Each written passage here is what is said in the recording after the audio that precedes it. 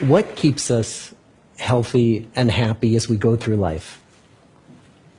If you were going to invest now in your future best self, where would you put your time and your energy? There was a recent survey of millennials asking them what their most important life goals were. And over 80% said that a major life goal for them was to get rich. And another 50% of those same young adults said that another major life goal was to become famous. And we're constantly told to lean into work, to push harder and achieve more. We're given the impression that these are the things that we need to go after in order to have a good life. Pictures of entire lives, of the choices that people make and how those choices work out for them, those pictures are almost impossible to get. Most of what we know about human life, we know from asking people to remember the past. And as we know, hindsight is anything but 20/20. We forget vast amounts of what happens to us in life, and sometimes memory is downright creative. But what if we could watch entire lives as they unfold through time? What if we could study people from the time that they were teenagers all the way into old age to see what really keeps people happy and healthy? We did that. The Harvard study of adult development may be the longest study of adult life that's ever been done. For 75 years, we've tracked the lives of 724 men. Year after year, asking about their work, their home lives, their health, and of course asking all along the way without knowing how their life stories were going to turn out. Studies like this are exceedingly rare. Almost all projects of this kind fall apart within a decade because too many people drop out of the study, or funding for the research dries up, or the researchers get distracted, or they die, and nobody moves the ball further down the field. But through a combination of luck and the persistence of several generations of researchers, this study has survived. About 60 of our original 724 men are still alive, still participating in the study, most of them in their 90s. And we are now beginning to study the more than 2,000 children of these men. And I'm the fourth director of the study. Since 1938, we've tracked the lives of two groups of men. The first group started in the study when they were sophomores at Harvard College. They all finished college during World War II, and then most went off to serve in the war. And the second group that we've followed was a group of boys from Boston's poorest neighborhoods. Boys who were chosen for the study specifically because they were from some of the most troubled and disadvantaged families in the Boston of the 1930s. Most lived in tenements, many without hot and cold running water. When they entered the study, all of these teenagers were interviewed, they were given medical exams. We went to their homes and we interviewed their parents. And then these teenagers grew up into adults who entered all walks of life. They became factory workers and lawyers and bricklayers and doctors. One president of the United States. Some developed alcoholism. A few developed schizophrenia. Some climbed the social ladder from the bottom all the way to the very top. And some made that journey in the opposite direction. The founders of this study would never in their wildest dreams have imagined that I would be standing here today, 75 years later, telling you that the study still continues. Every 2 years, our patient and dedicated research staff calls up our men and asks them if we can send them yet one more set of questions about their lives. Many of the inner city Boston men ask us, why do you keep wanting to study me? My life just isn't that interesting. The Harvard men never ask that question.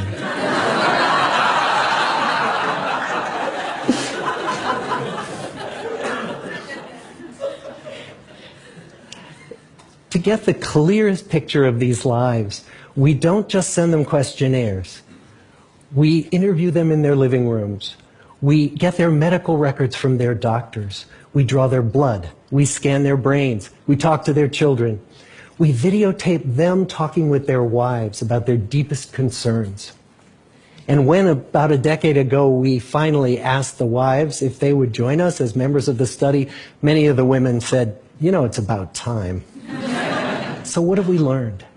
What are the lessons that come from the tens of thousands of pages of information that we've generated on these lives? Well, the lessons aren't about wealth or fame or working harder and harder. The clearest message that we get from this 75-year study is this: good relationships keep us happier and healthier. Period. We've learned 3 big lessons about relationships. The first is that social connections are really good for us and that loneliness kills.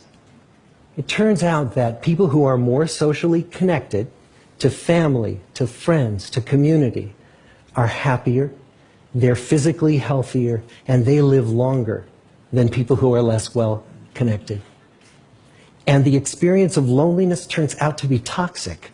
People who are more isolated than they want to be from others find that they are less happy, their health declines earlier in midlife, their brain functioning declines sooner, and they live shorter lives than people who are not lonely.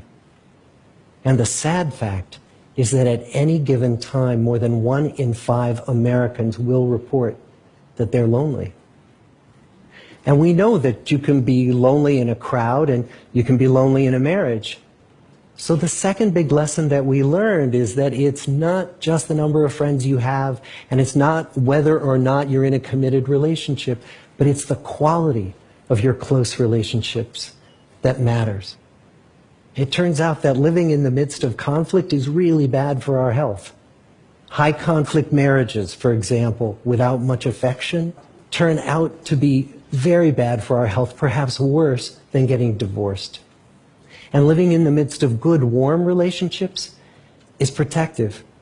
Once we had followed our men all the way into their 80s, we wanted to look back at them at midlife and to see if we could predict who was going to grow into a happy, healthy octogenarian and who wasn't.